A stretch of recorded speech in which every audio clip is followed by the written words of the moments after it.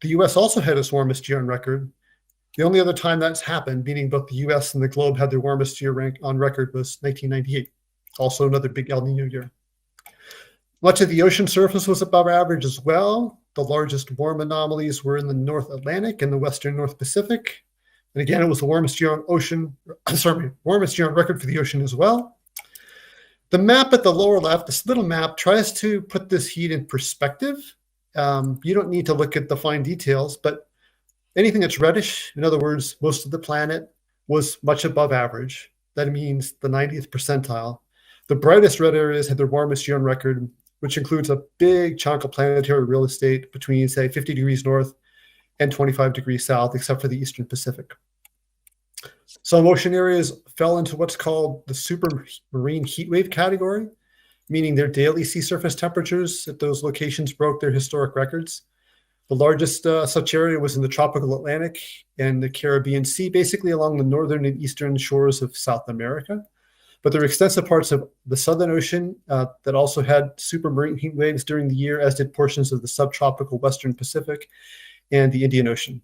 Some areas had more than 80 supermarine heat wave days during the year. But for the sake of fairness, it wasn't hot everywhere.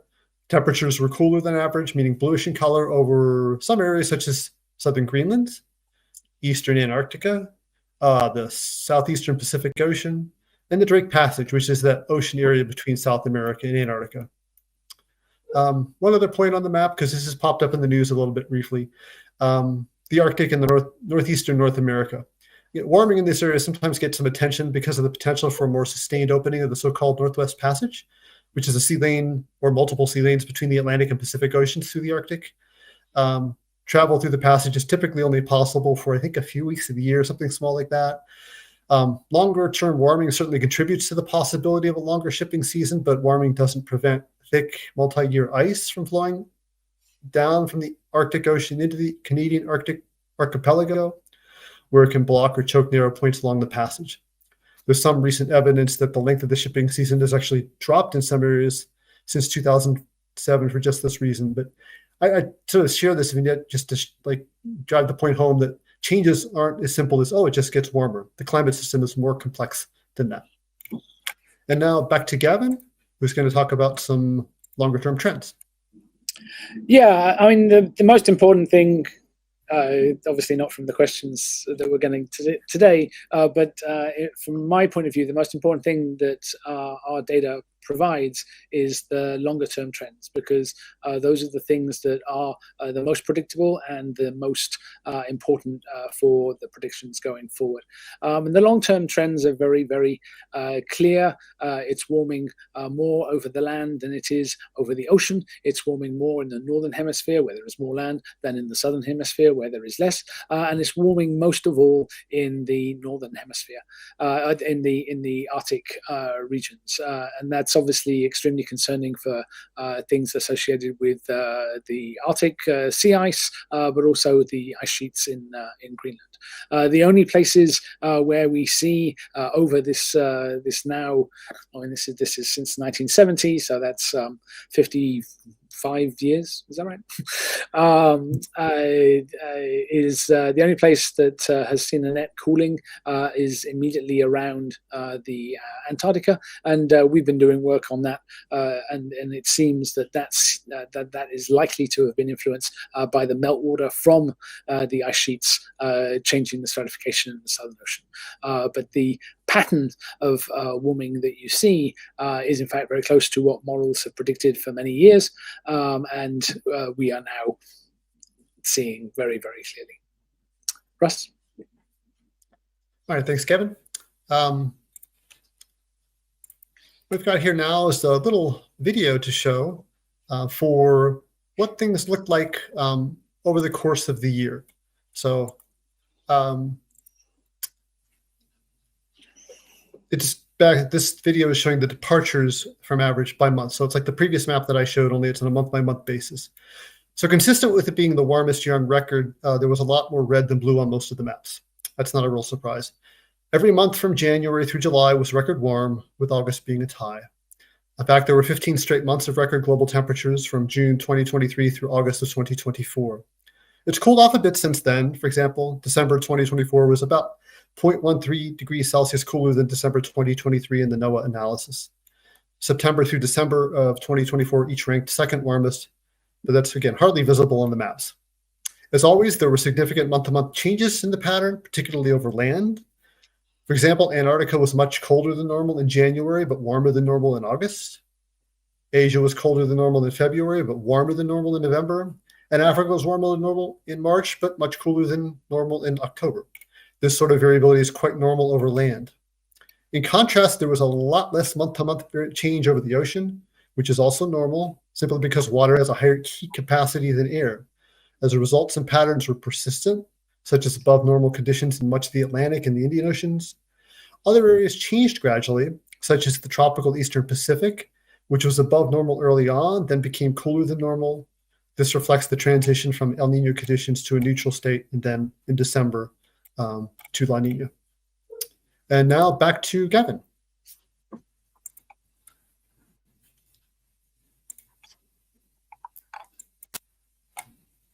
Every year we get asked, why is any one particular year warmer or cooler or different from the trend that we were expecting, and so we try and help you guys out here by examining the expected impact of what's happening in the tropical Pacific. So the El Nino, La Nina variations, as you know, El Nino is a warm event in the eastern tropical Pacific. La Nina is a cool, not quite opposite, but effectively opposite, cool event in the eastern tropical Pacific. We started 2024 with a medium to strong El Nino at the beginning of the year. And on what we can see from a statistical analysis of the data going back to the 1950s is that if you start a year with an El Nino event, there is a lag by which that heat kind of affects the heat around the world, and there's a very strong correlation between the state of El Nino in February or March and the eventual annual temperature. And so you can use that relationship, statistical relationship, to kind of abstract out what the standard response in the annual mean temperature to the state of ENSO would be at the beginning of the year. And as I said, we started the year with an El Nino, and so that gave us a boost, statistically speaking. And you can see in the graph that we have seen similar boosts in, for instance, 1998, 2016, a little bit 2020, and very clearly in 2024. And the boost that you get is for a medium to strong El Nino is around 0.1 degrees Celsius above the trend.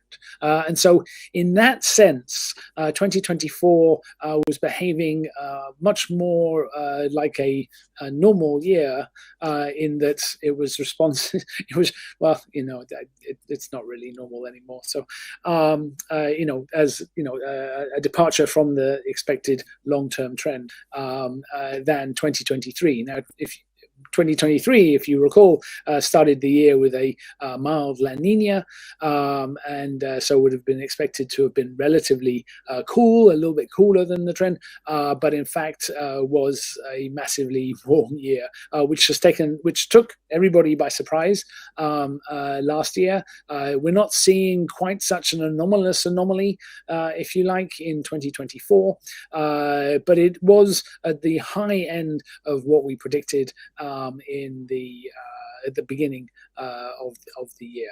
But there was a very clear ENSO signal, but I have, and our analyses suggest that there are other things going on that are giving us a little bit of a boost beyond what you would have expected just from the trends and the variations from El Nino.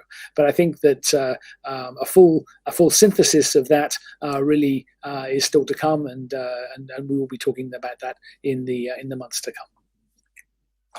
Russ. All right, thanks, Gavin. Shifting gears here a little bit.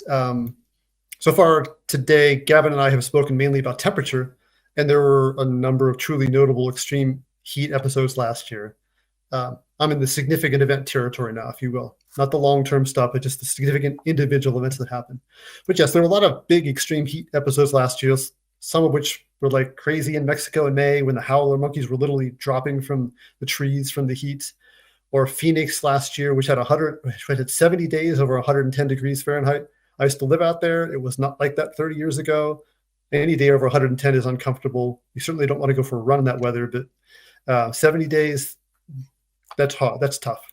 But I'm shifting gears. I want to talk a little bit about notable precipitation extremes for a minute, both on the wet side and the dry side, meaning drought, because of their dramatic impacts to communities worldwide. Here are just a few examples from the map that you see here, but there were many others. Like in September, there was an unusually early storm system that drenched large parts of the northwestern Sahara. Some areas received up to 8 inches of rain in just 2 days, which is about what you get in an entire year. In one case, the rainfall filled a lake there that had been dry for 50 years. In September, you've all heard about this. Hurricane Helene struck the southeastern United States, including the headquarters of NCEI.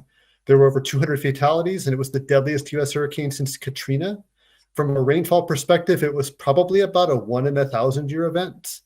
And USGS actually estimated that there were over 1,000 landslides in the area and considers it one of the worst such events in history.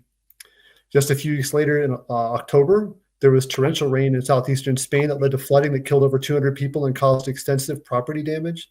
In some areas, over a year's worth of rain fell in just over a day.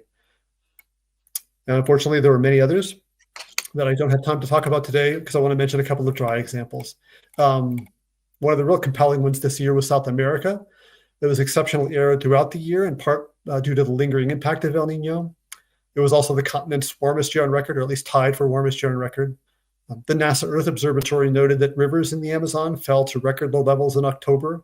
There were months of diminished rains that amplified fires, parched crops, disrupted transportation, and reduced hydropower.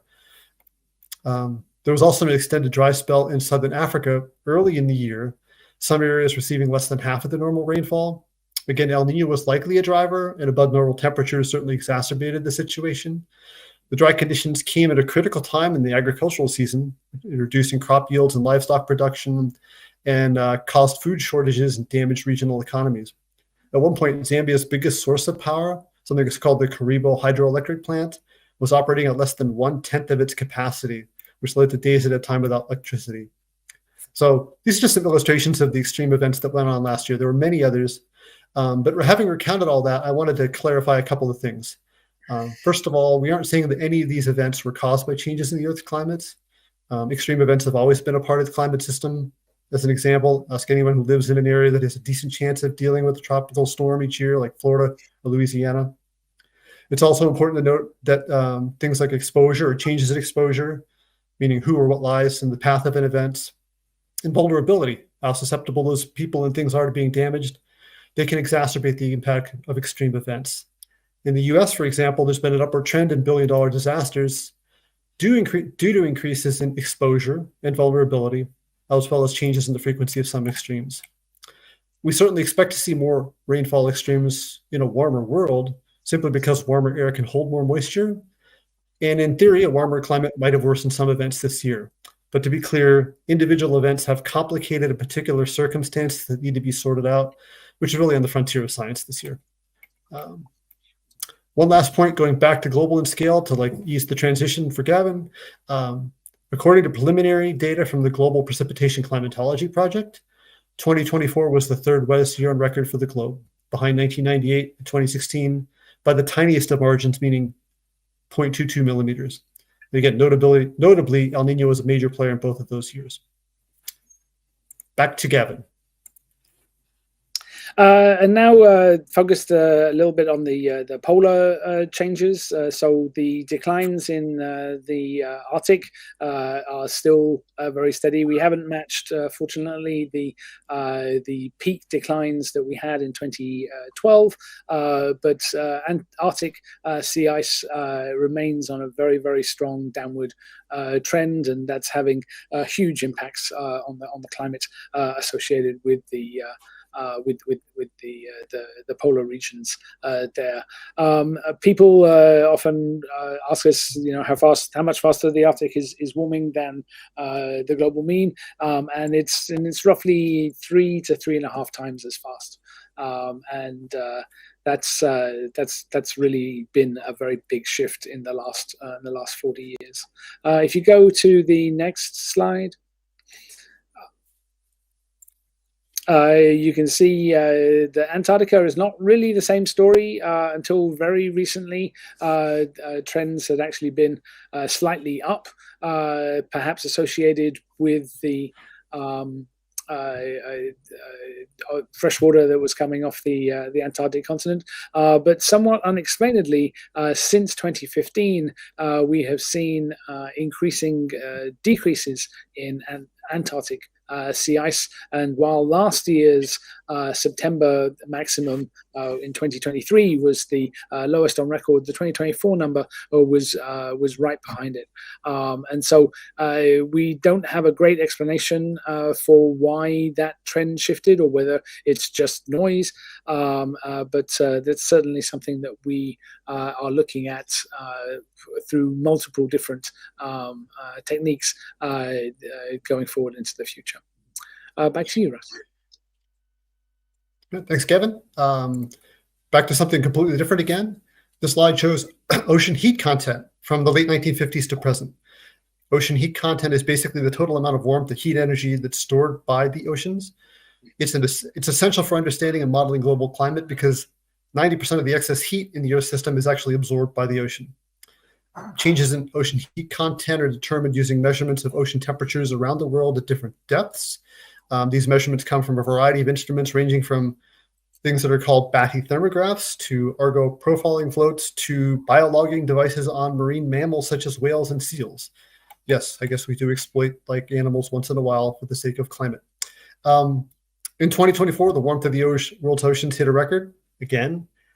It's the highest since records began 6 decades ago, and the 5 highest ocean heat content values have all occurred in the last 5 years. There's been a steady upward trend since about 1970, and as with surface temperature, each decade has been warmer than the decade that preceded it. But there's less variability from year to year, because oceans they don't work that way. There are multiple estimates of ocean heat content. We have a couple of lines on here, and I'd like to point out that the NASA ECHO record is consistent with the NOAA record and showing an ongoing increase in record levels of ocean heat content. Because changes in the ocean systems occur over centuries, the oceans haven't actually warmed as much as the atmosphere, even though they have absorbed, again, more than 90% of the heat since the mid-50s. If it wasn't for the large heat storage capacity provided by the oceans, the atmosphere would have warmed much more rapidly than it already has. Now, back to Gavin. Well, actually, let me just kind of go back to that last one again. There's one more data point there. One of the things that is worth saying is that ECHO is an ocean state estimation, which uses a lot of different data, not just temperature data, to calculate the total heat content change. And we have multiple versions there, so you can see that there's clarity in how this is increasing year by year, but there is some uncertainty about what you're doing when you're filling in the data. So that was just a tiny little point on that. Next slide. Sorry. Yeah, I didn't. This wasn't updated. One of the things that people often ask us is how we know that the surface temperature records that we put together are true. Like, how do we know that that these are good estimates of what's going on? Well, we have different ways of assessing the temperatures. There are 2 ways that are mentioned here, and they haven't quite been updated to 2024, but the patterns are very similar, so you can see what's going on. The trends that you see in the reanalyses, which uses different weather measurements. It uses satellite instruments. It uses a weather model to put those things together. You can see that there's higher resolution there, but the patterns of change that we see, that warmth over land in the northern hemisphere, in the Arctic, etc., is very similar in the reanalysis data and in the in situ surface measurement analysis, and a totally different way of estimating what the temperatures are is directly from satellite. There is an AIRS instrument that has been flying on I think Aqua, I forget, since 2003, and that has it's a totally independent estimate of what the surface temperatures are doing. It has some systematic differences from the surface temperatures. You can see perhaps the trends in the tropical rainforest regions are somewhat anomalous, and I think that the cooling in the Southern Ocean is a little bit exaggerated. But otherwise, the patterns, particularly things like that warm band of temperatures across the North Pacific and in the Arctic, all of those things are coherent from these very independent data series. And so our confidence that the surface temperature data set can be used to go back in time with some credibility is boosted by the comparisons with what we can now do in terms of comparative analysis with different measurement systems. Thank you. All right, thanks, Gavin. And this is our last slide of the day before we take questions. The punchline here is there are a number of groups out there that track global surface temperature, and they all tend to sell the same story. Some of the other major players include like the UK Met Office / Hadley Center, the Copernicus Climate Change Service, Berkeley Earth, and the Japan Meteorological Agency. This figure shows time series for several of those major analyses, and despite using somewhat different data sources and analytical methods, the results rarely diverge by much, and they all indicate that 2024 was the warmest year on record. In fact, using an average of multiple data sets, 2024 was about 1.55 degrees Celsius above the average for 1850 to 1900, which is a reasonable surrogate for pre-industrial conditions. So it is likely that we have now seen the first calendar year with an annual global mean temperature above 1.5 degrees Celsius. But to be clear, this does not indicate the planet has exceeded the 1.5 degrees Celsius target discussed in the Paris Agreement. That target refers to a sustained, meaning multi-decadal average that exceeds 1.5 degrees Celsius. That's projected to happen sometime in the 2030s or 2040s. It's worth noting that by coincidence, NOAA and NASA were actually slightly below 1.5 degrees Celsius. We haven't had the time to do any analysis to investigate that yet, but there was at least one recent paper that found that some other global temperature data sets were slightly warmer than, say, tree ring reconstructions over the land areas of the Northern Hemisphere during the second half of the 19th century. And if that's the case with NOAA, for example, then NOAA might have had an average for 1850 to 1900 that was a little bigger than it should be.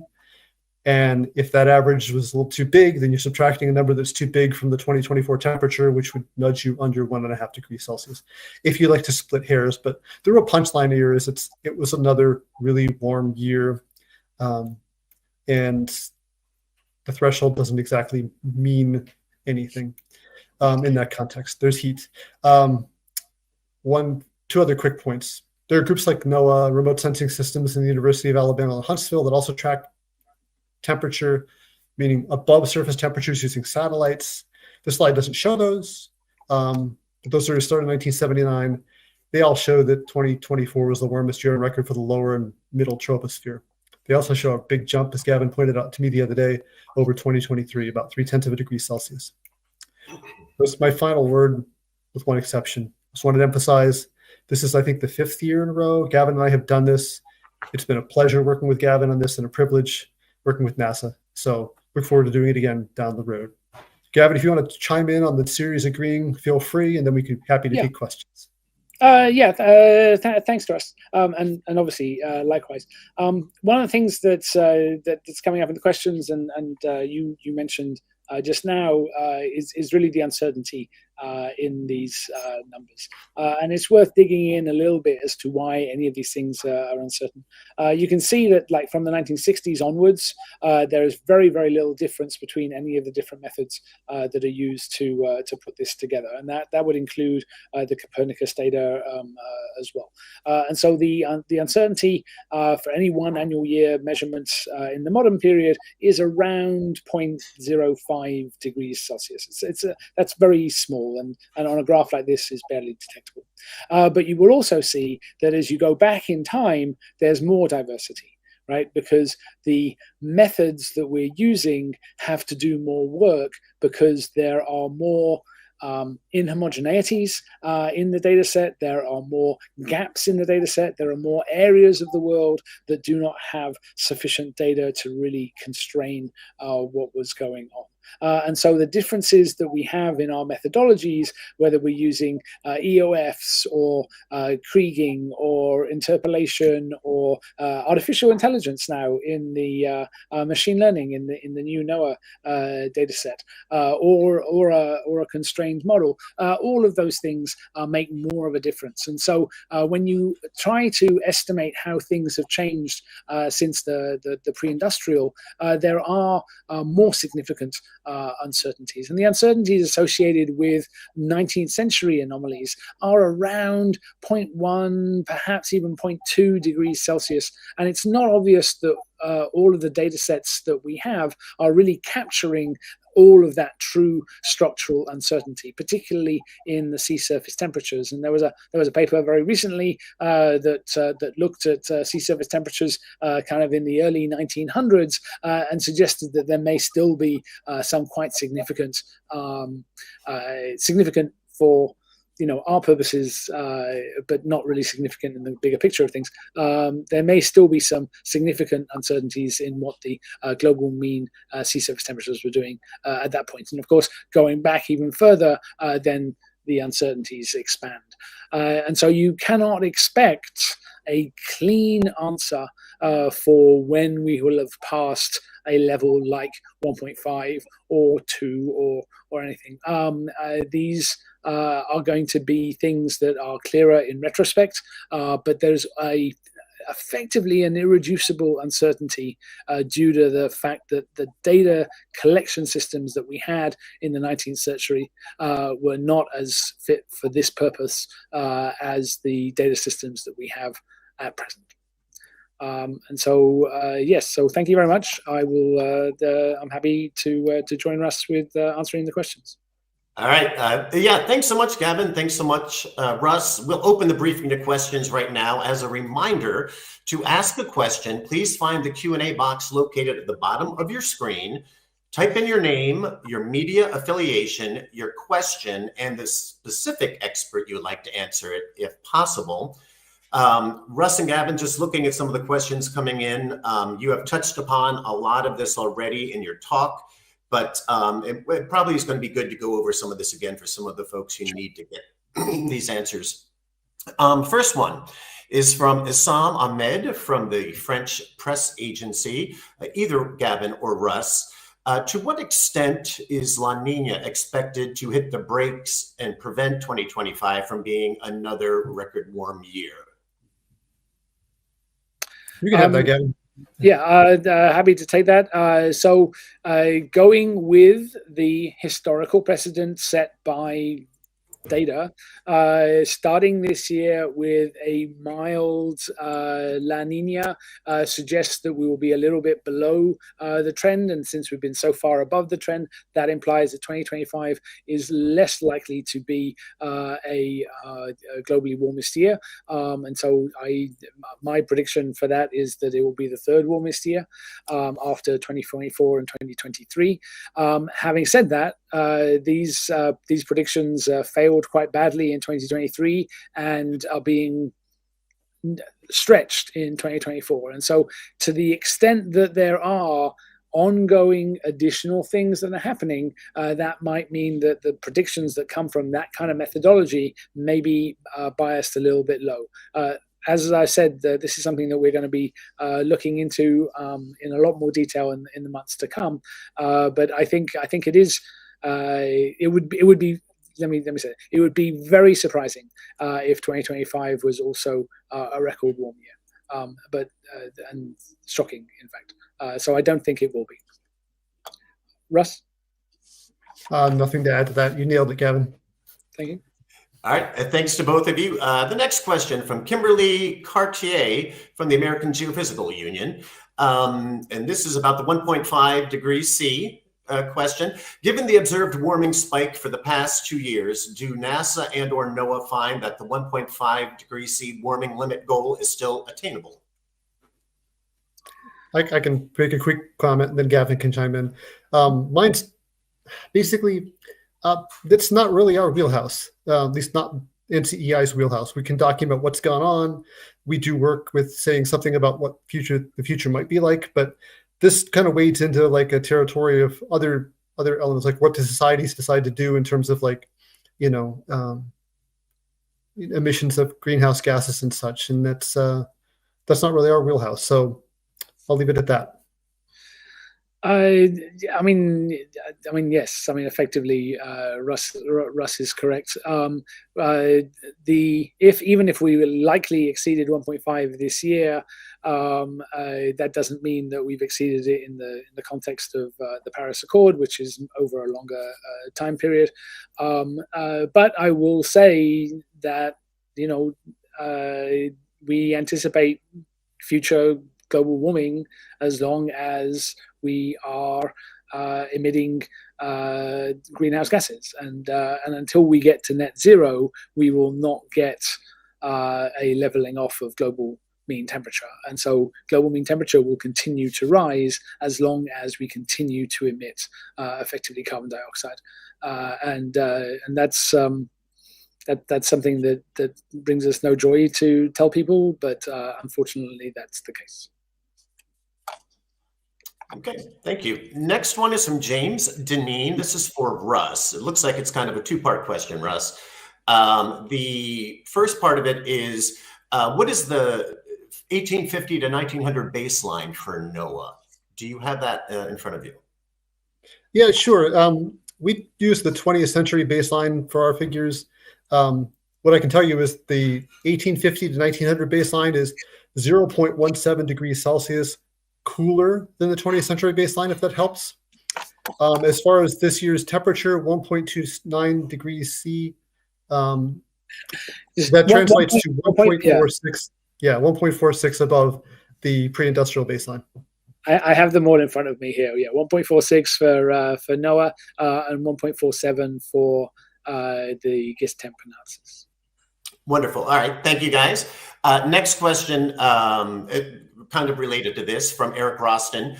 Are NASA and NOAA's temperatures meaningfully, in quotes, below 1.5 degrees C, or all the other data sets meaningfully above 1.5? Great question, and the answer is no, not really. The spread amongst the models and the uncertainty associated with that is about 0.13 degrees Celsius, and so that's that puts the NOAA and NASA numbers comfortably within the possibilities that the real number is 1.5, and it's similar for the Berkeley Earth and Hadley Center estimates as well. So I don't know that there is a meaningful difference between the different estimates. And so the WMO synthesis number, which is 1.55 plus or minus 0.13, I think is a reasonable assessment of what the real world shows. Yeah, just add briefly to what Gavin said. The differences between the analyses this year, that's like splitting hairs. I wouldn't get wrapped around the axle about those differences. And that's partly why, when organizations try to say more generally, has the world passed a 1.5 degrees Celsius threshold, they're talking about a multi-decadal average, something that's going to be a more robust number, something that's not going to be nearly as sensitive to like little differences like this. Okay, thank you guys.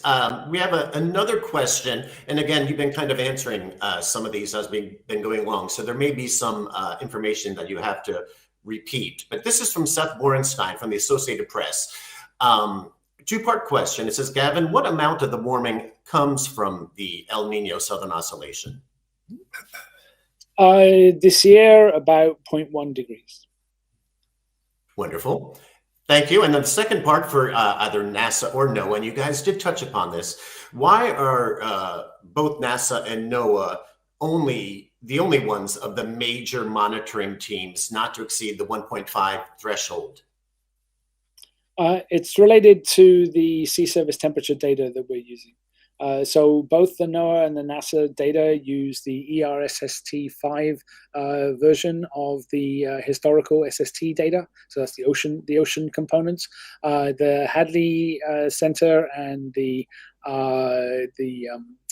and Berkeley Earth use a different SST product, but really there's only two products being used, and so one of them is a little bit warmer than the other, but it's very unclear which one is most accurate.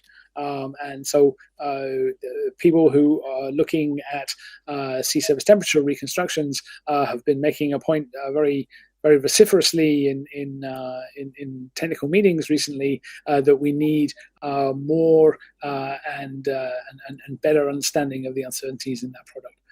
So the reason why our two products are a little bit low and the other two products are a little bit warmer is almost entirely due to the SST data set that's being used.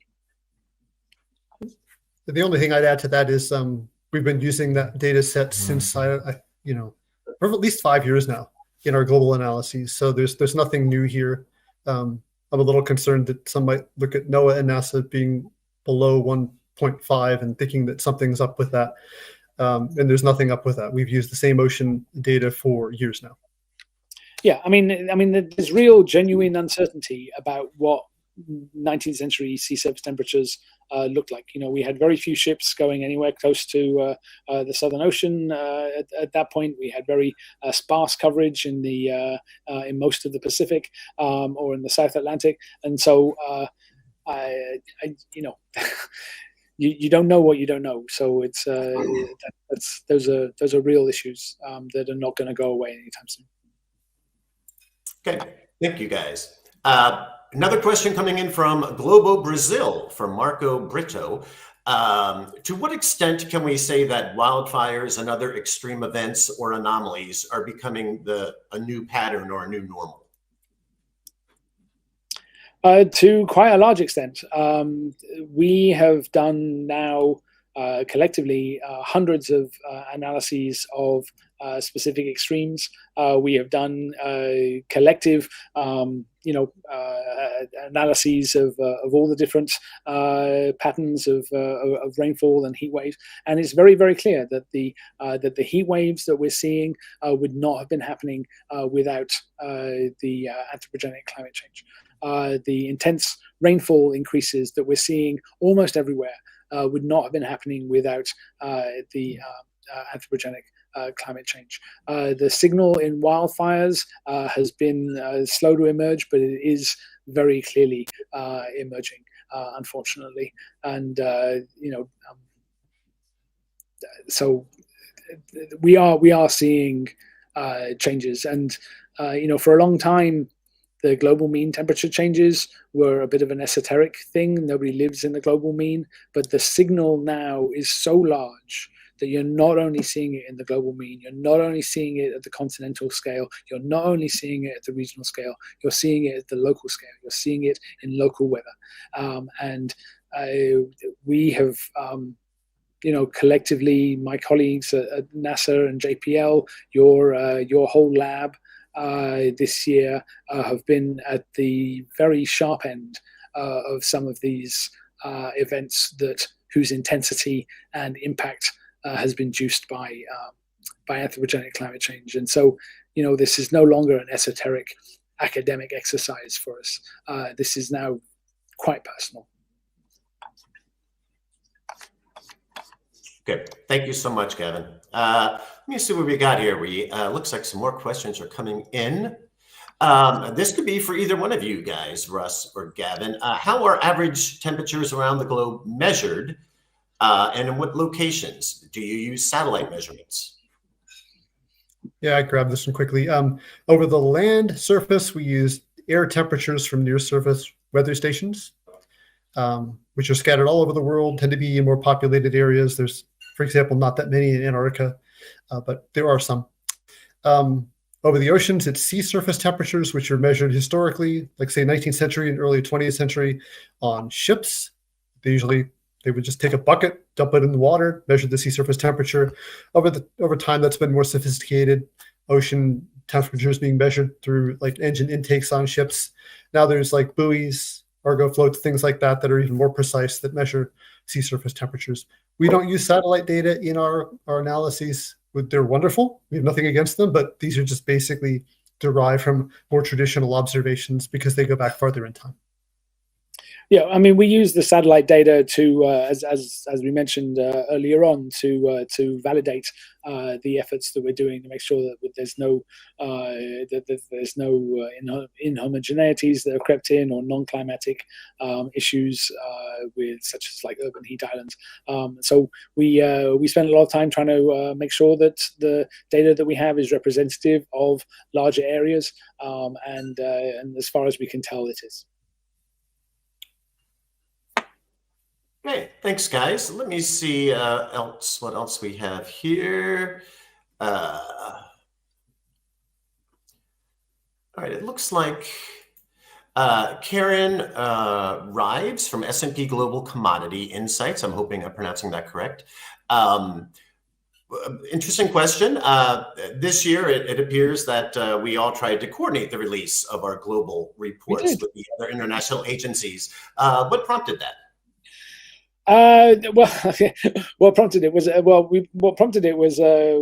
a desire to be a little bit clearer in terms of what message goes out to the public. We coordinated with the EU Copernicus services such that we all released data today, but it wasn't that big a deal in terms of coordination, but we have been coordinating NOAA and NASA now for at least over a decade, and we've been coordinating as well with the Hadley Center in Berkeley Earth for most of that time as well.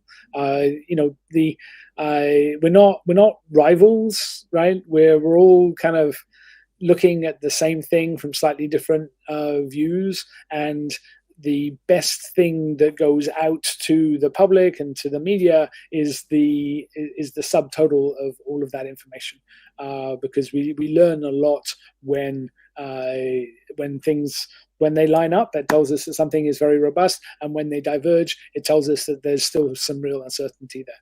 And so that's very useful information for people to know, and the coordination of these releases and of these efforts is really in order to make that abundantly clear for everybody. Spot on. The only thing I'd add to that is just expressing our appreciation to all the other groups for being willing to coordinate, because that does put some pressure on some groups, because you're trying to get the data that are rolling in at the last minute, and you have operational processes that are running, and it's not always so easy to make happen. And it does have some stress. So we appreciate everyone doing that.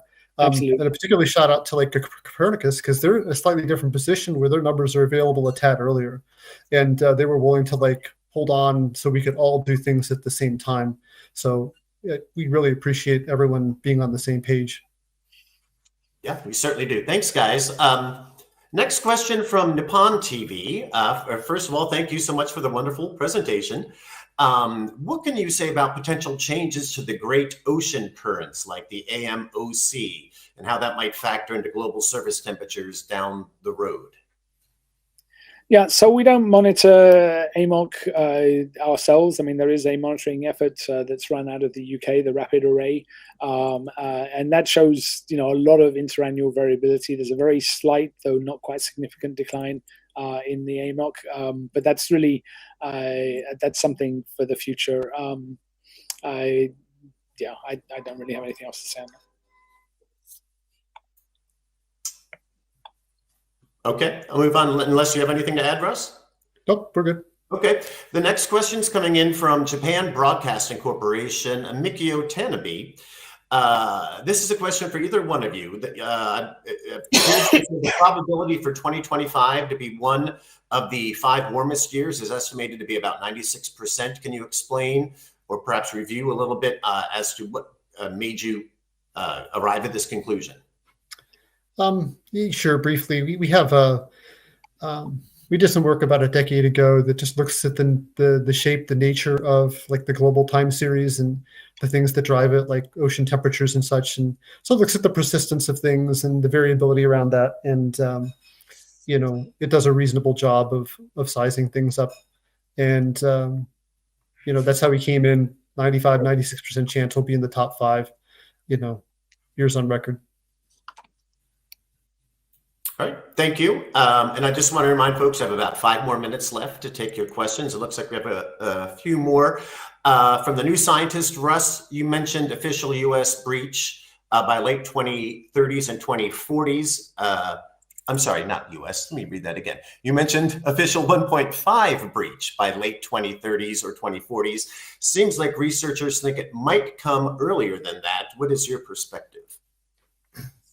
Well, I suppose it could. It really depends upon how things progress over the next decade. It's possible, but that's sort of the best guess as of a couple of years ago with the Intergovernmental Panel on Climate Change Assessment Report was saying 2030s or 2040s. But, if we keep having warm years like the last 2, then that happens earlier. But I'm personally pulling for Gavin's prediction that like we're more like 3rd and we don't get there quite as fast.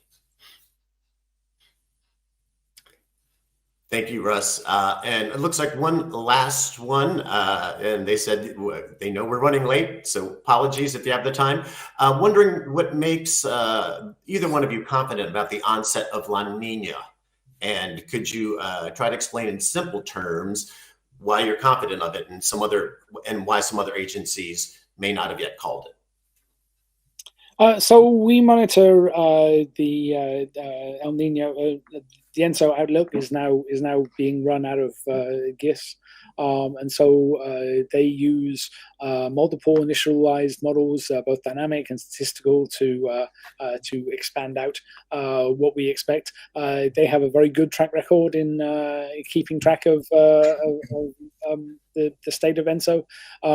There's a bit of a predictability barrier in the spring, so it's hard to see what's going to happen beyond April or May to see what would happen in the second half of the year.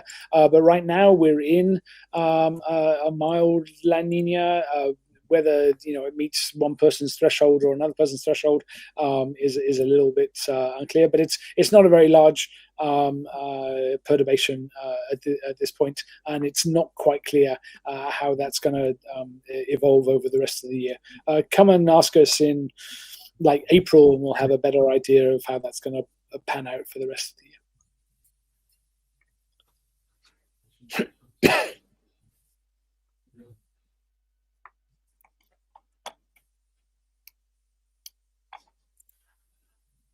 Anything else? John, you're muted. Thank you. Apologize for that, guys. We got a couple more minutes here. One final question. John Todd Waterman from the Tennessee Sierra, it looks like. What do you expect the relative future impact of global warming and cooling feedback loops to be, particularly whether or not they would accelerate each other?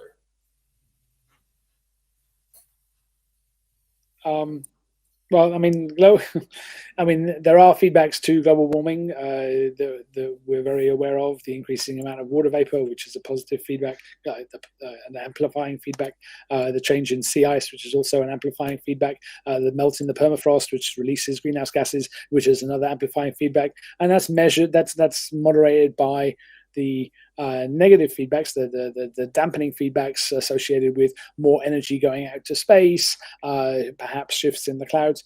Those are things that are kind of working out all the time. We think that we know that the net the feedback is amplifying, so it warms a little bit more than you would have expected just from the radiative transfer associated with carbon dioxide on its own, and that's that's playing out right now. We're seeing some very interesting patterns of dynamical cloud feedbacks. So the clouds are moving poleward in the storm tracks that may be having a big impact on the measured albedo, the reflectivity of the planet that we've been measuring from NASA satellites. Like knowing how all these things are playing out is really the bread and butter of the climate modelers, which when I'm wearing a different hat, that's me as well. But other groups as well, and we're very interested in seeing exactly how these things are playing out, even on a year-by-year basis. But unfortunately, they're not going to come and save us from ourselves. Okay. Anything you want to add on to that, Russ? If not, it's right at the top at 1 o'clock. Nope, we're good. All right. Well, thank you, guys. Thank you very much, Russ and Gavin, for taking the time to present and give your feedback to the reporters. We're going to wrap up the press briefing at this time. I'd like to thank all of our presenters and participants for joining us today.